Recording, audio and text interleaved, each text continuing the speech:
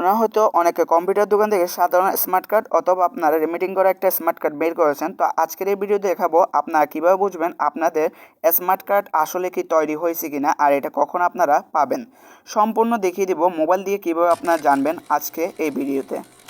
আসসালামু আলাইকুম, আমি মোহাম্মদ নাইমুল ইসলাম মুহিম। আপনারা দেখতেছেন এনআইএম টেকনোলজি।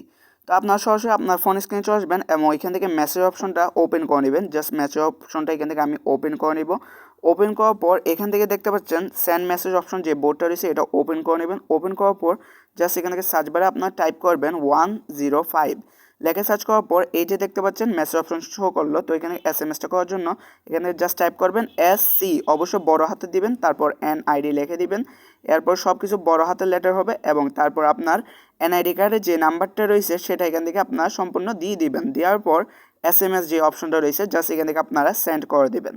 তো এখানে সেন্ড করার পর সেন্ড অপশনে ক্লিক করবেন। মাসবি এখান থেকে যারা আপনারা যদি এখান থেকে সেন্ড করেন এসএমএসটা, আপনার মাসবি এখান থেকে কিন্তু টাকা থাকতে হবে ফোনে, না হলে কিন্তু এটা SMS সেন্ড হবে না। তো অবশ্যই মোবাইলে টাকা থাকতে হবে।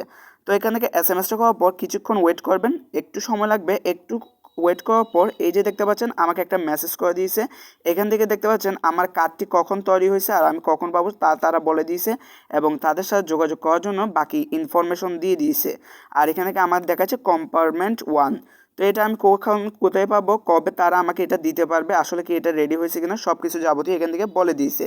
তো গাইস, এটা ছিল আজকের এই ভিডিওতে কীভাবে আপনারা খুব সহজে মোবাইল ফোনের মাধ্যমে জানতে পারবেন আপনার স্মার্ট কার্ডটি কখন তৈরি হয়েছে আর কবে আপনার হাত পর্যন্ত পাবেন।